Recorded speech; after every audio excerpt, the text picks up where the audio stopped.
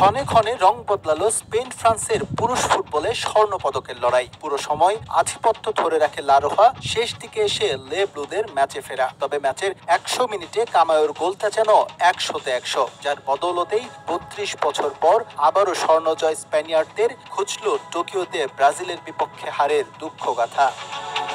Park দু প্রিন্সেসে শুরুর আধিপত্য ফ্রান্সের। ম্যাচের বয়স হয়নি খুব একটা, তাতেই চমক দেখিয়ে দিলেন এনজো মাইলো। পিএসজির মাঠে ফরাসিদের গগন বিদারী চিৎকার, আরও একটি স্বর্ণপদক এলো বলে। তবে ফরাসিদের হর্ষধ্বনি থামিয়ে দিতে খুব একটা সময় লাগেনি স্পেনের। বায়ানা লোপেজ যুগলবন্দি আক্রমণ, লা মাসিয়ায় বেড়ে ওঠা ফার্মিন লোপেজের দুর্দান্ত ফিনিশিং, এক একে সমতা, প্যারিস অলিম্পিকের স্বর্ণপদকের লড়াই।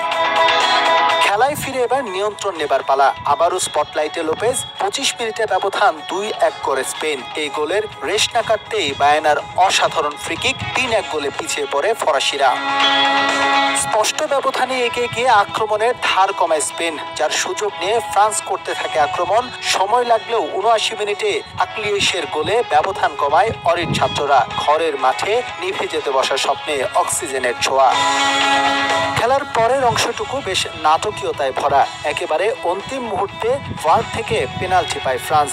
যে সুযোগ কাজে লাগিয়ে ম্যাচ অতিরিক্ত সময় নিয়ে যান মাতেতা, তবে শেষ রক্ষা হয়নি। অতিরিক্ত সময়ে আবারও কামায়ো ম্যাজিক।